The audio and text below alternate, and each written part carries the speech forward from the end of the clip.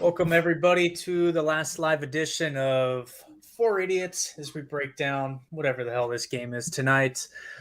San Diego State, UConn. I think 3 out of the 4 of us have a UConn future, thanks to Joey. Neil, did you ever get on that train? No, I think you guys booked all that while you did the bracket breakdown, and I was not part of your guys' bracket breakdown. So I gave out UConn like a month before that. Yeah, he gave it out in February. You did. So I'm the only one not. I'm gonna go ahead and sweating, say it was all trig. It had nothing to do with cheats. Trig was on it. I think right around. If anything, I think Trig got it like a couple days before I did. He's got a better number than me. Yeah, he's got 30 to 1. I only have 25 to 1. Chris has 26, and then I missed it, and I tried February 20th, and it wasn't up on our site. I had to wait until the 14th of March, and I got 17 to 1. But happy to have something. So Joey, we'll let you lead off. How are you feeling?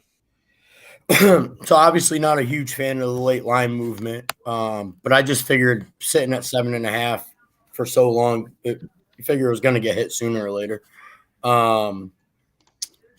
I mean, to me, the number looks right. I mean, I think UConn is a 8 to 10 point favorite in this spot. They should be. We've been hearing after every game, that they only beat St. Mary's. Okay, so then we go in and we absolutely dismantle Arkansas. And but Arkansas was coming off the win versus Kansas. Cool. All right. So then we'll teach Gonzaga a fucking lesson. We go in, beat the brakes off Gonzaga. Oh, but Gonzaga just hit a, lucky 3 to beat UCLA. Like, they don't have legs left. Okay, fine. Then we'll come in and we'll absolutely dismantle Miami. How about that? I'm sick and tired of the narrative. That's all I've been hearing for the last 3 weeks. UConn's played nobody, blah, blah, blah.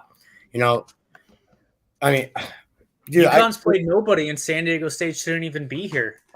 Yeah, I don't even know how there's a game, honestly. I've been screaming UConn is just blowing people out left and right. I've been calling it before games, weeks before games, everything, giving out alternate lines. I mean, UConn has been an absolute fucking wagon, and this team is filthy. I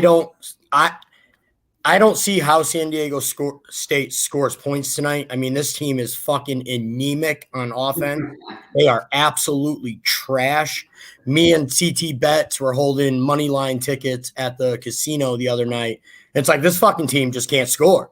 Then obviously whoever was Bradley hit that game winner, and we were ecstatic. But I mean, they don't shoot free throws well. They don't score.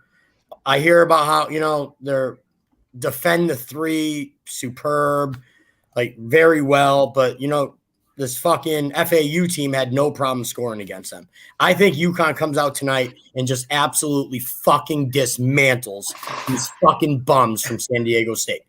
I don't care that they are playing against grown men. San Diego State's average, like their starting 5, like their average age is like 23. And you see it was higher than 4 NBA teams? Yeah, so it was higher than like Detroit. It was like, I did see that. Detroit, Houston, they were 4. Yeah. Their average start age of their starting 5 is higher than the average age of 4 NBA teams right now. Which is just wild. But yeah, I mean, I think the young bucks over at UConn, I think they just absolutely come out and fucking run San Diego State out the gym. And I will be screaming "fuck you" in everybody's face on Twitter. So yeah, let's cash this fucking ticket. I'll just throw it out there on the pods. A lot of people have texted me, asked me, kind of not really share. I haven't really shared the info with many people. Obviously, you guys know, but my UConn ticket is for I'm holding a dime to win at 2,500. So 25K potentially if UConn could win tonight. We're going to the strip club. Yeah. And for what it's worth, because other people have also asked, I am not hedging 1 penny, not 1 fucking cent on San Diego State. So we ride or die UConn tonight, and I sleep just fine no matter what.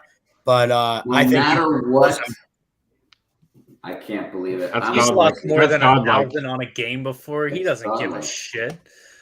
I think UConn blows them the fuck out. 25. I mean, they lose this game, and you could have had 12K easy. I don't know. I'm a pussy. I am probably gonna take the points. It's not really a hedge. You It's haven't more done it yet, trying dude. to- I mean, I have to do it for like a K. I think my max is like 500 or 600 on the book, so I have to make a call. But I was debating on taking the cheese route and just saying screw it. But I think I would be more pissed if I didn't and they lost, and I don't turn $100 into something. I'm like, I'd rather have 1,500 automatic. So, but I'm a broke back bitch, and cheese. I refuse to bet against UConn. I absolutely fucking refuse. I've been so high on this team. I do not want to potentially lose value when they blow them out tonight. You know, and you know what? If UConn loses tonight, I will hang my hat. You know, good game, San Diego State. UConn probably went 2 for 35 from 3. Sonogo breaks his ankle. Klingman gets hurt. Hawkins fucking dies on the fucking bus ride over. That's probably what it takes for UConn to lose tonight. So, yeah, we'll see. But I'm going to sleep fine tonight no matter what. And you know what? Like you said, like someone tweeted, if UConn loses, at least we know our good friend Kelly makes a boatload tonight. So I won't – it's not all bad, right? No. Neil, how far are you from campus? 7 miles. I'll call you 7 back. miles. I'm Yeah, 7 like- miles here from San Diego State. So town's pretty nuts between the Padres kicking off over the weekend and obviously with State. I just saw the game ended right about like 20 minutes before the Padre game kicked off on Saturday, and they had it up on the Jumbotron. The whole stadium just went wild. So that was pretty awesome. It'll be I gotta imagine if San Diego State does pull the upset, it's gonna be a very light traffic day tomorrow around San Diego. A lot of call-offs. But I'm with Cheese. It's really tough to think of a way, right? If you're playing out the scenario, how does San Diego State pull this upset?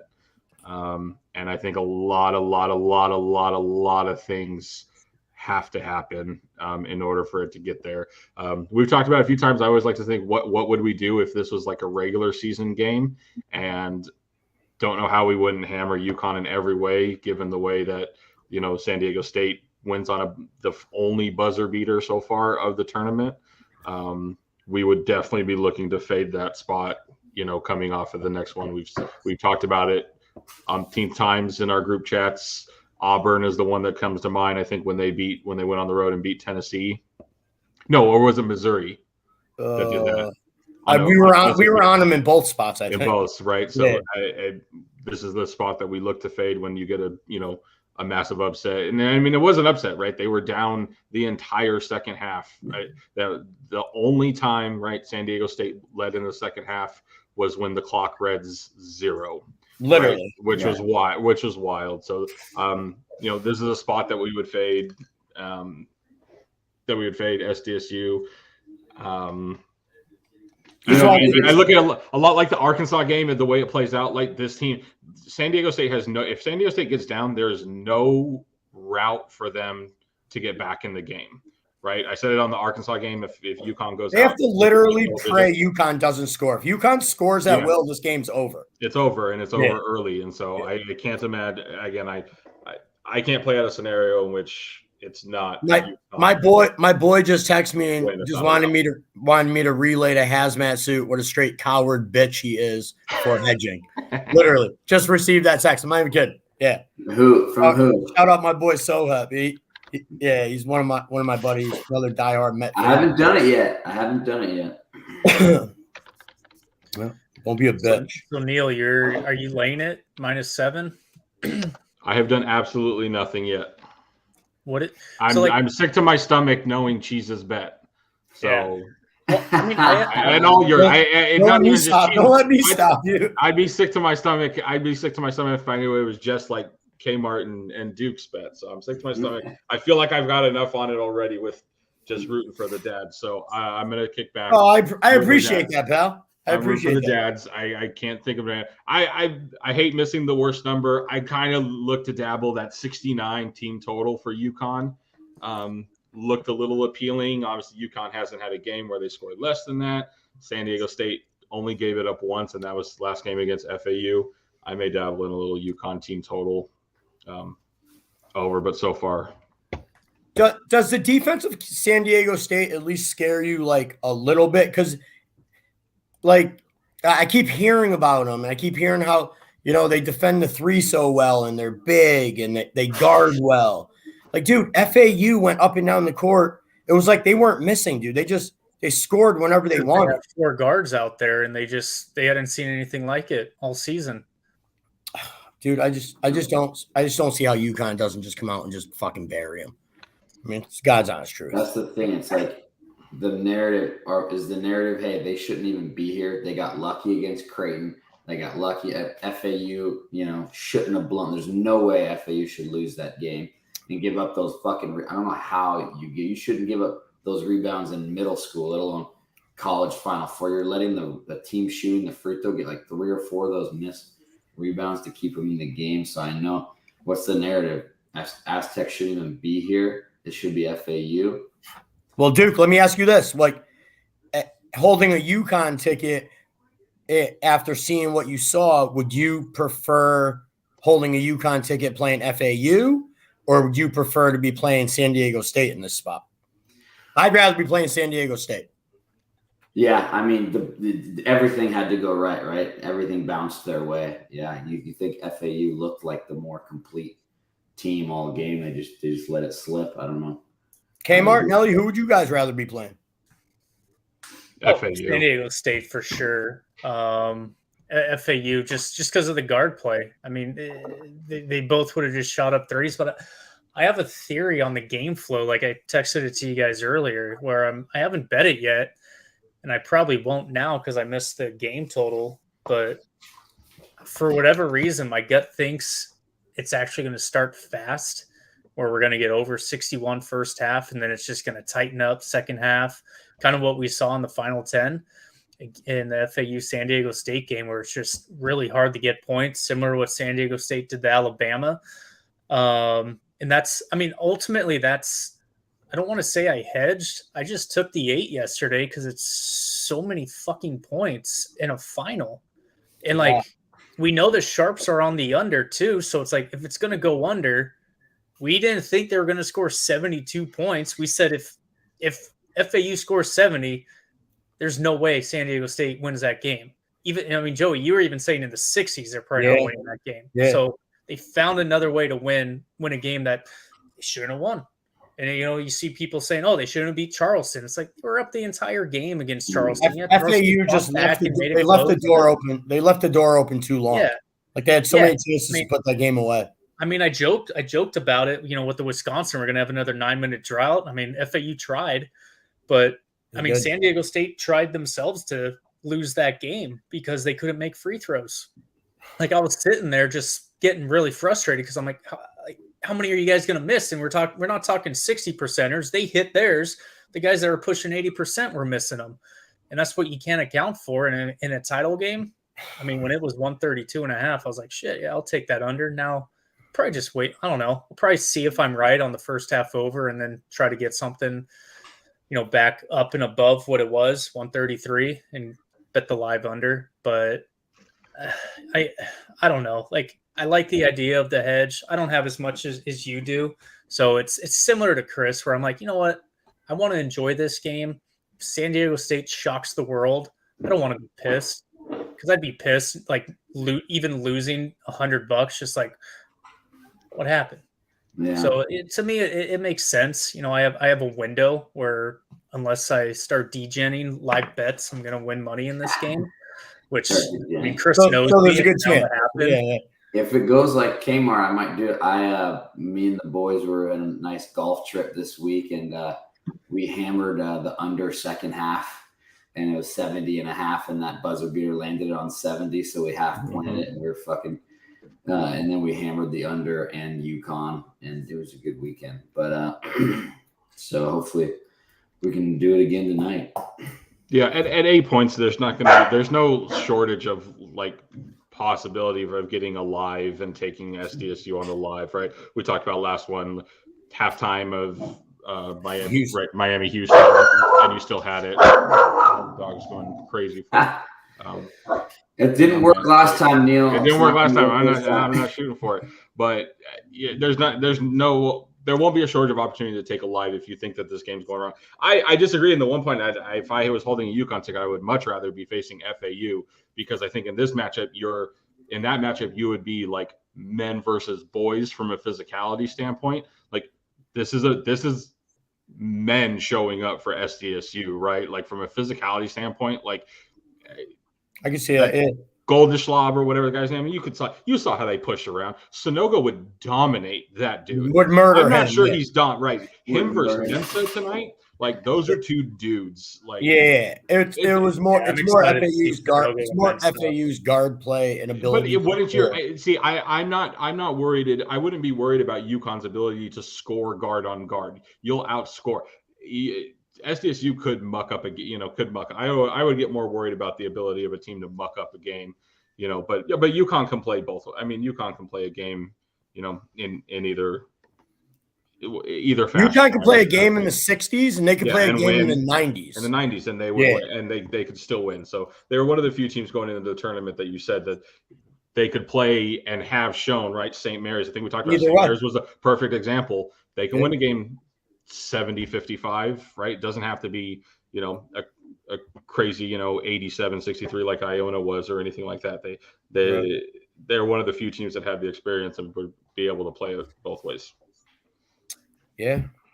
So, all right. Well, my final score prediction for tonight is UConn 87 at San Diego State University 54. It's my final score prediction. Dude, if it's that, I would be so mad. Like that would be like when Chris and I watched the college football national championship and the game was over in the first quarter. It's disgusting. I pray it's not. I know for you, I mean, shit, if I had 25 grand too, I'd want nothing.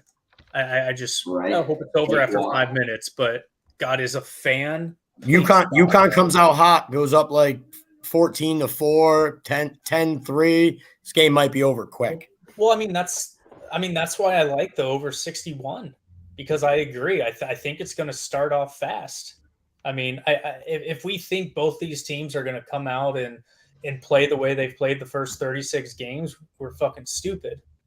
And then the second half will have the adjustments, and that's why it's going to slow down. Like they're going to throw wrinkles at them that they haven't seen all season long.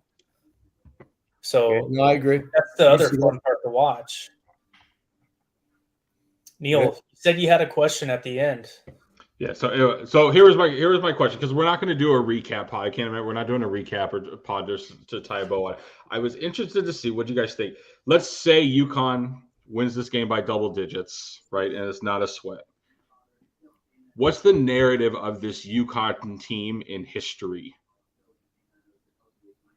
Because is this not one of the most impressive? Like from what they've done in this tournament? Talent wise, it could be like a top 25 team talent wise, but their path may not have been as hard as like some of those Duke, North Carolina, Kansas, Virginia wins like over the years. But I think this realistically could be like UConn's like fourth best team they've ever had. Well, I mean, and they've had some stat teams. Those Hamilton. Take it a step further though. Like, what if they win by one? Who else? Like, just win. Who else has won 5 in the last 24 years? After missing 8 NCAA tournaments, also. How about that? What a rocky road, right? Like, I mean, you got to put them in. You got to start. Yeah, Big East. But when do you start putting them in the same conversation as Duke, Kentucky, North Carolina? I mean, I think we've always really been in that conversation. I mean, just haven't been doing it as long as those guys. But dude, UConn's been filthy since like the mid '90s. Legit filthy. Had a couple bad years, some bad seasons, and it's mixed in. But so is North Carolina. So is Virginia's. Kansas has had some pretty shaky seasons. Kentucky, look at Kentucky. I mean, UConn's a top tier team. This team, not the program. Money was talking about how this team is doing shit that's not been seen. UNLV type, blowing them the fuck. Like they were covering the number by 17, not winning, covering numbers The number. by 17. I mean, I wouldn't go as far as like talking about those UNLV teams with this UConn team, but I mean, the team has been very impressive, like without a doubt. Because I think, because I just don't think they have the star power that those teams had. You know what I mean? Like we don't have a Kemba Walker or a Rip Hamilton that's just like or a Ray Allen that's tearing it up every night.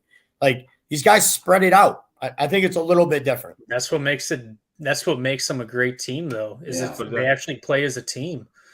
Because right, I think like you said, who is their version of Kemba or Rip? Hamilton or Hawkins. They don't, but they don't need it, right? He is, right, but right. It's not. It doesn't lie all on his shoulders. I mean, and that's kind of where because I think if you take the eye test alone, this looks like one of the best teams I've seen go through a tournament in a really long time. And you can just throw Chris threw the numbers out of what they're doing to teams. It's one of the most impressive teams that I think I can go back on record and saying as a complete team that they don't rely on any one person, that it's everything. It's the chemistry and it's just everything. Yeah. But at the same time, as I think about it, I think they're like historically, they're going to get hurt by a couple things, which is we can't forget, and it's going to mean something in history, that 4 number next to their name going into this tournament. Yeah. Pure disrespectful. Yeah, certainly from what we see now, right? But it is what it is. But it is what it is that there's a little 4 number hanging by their name. So right off the bat, you can say, well, we didn't. They were the 16th. People are going to say, well, how are they going to be one of the best ever? They were the 16th. They were expected to be the 16th best team going into the tournament, even.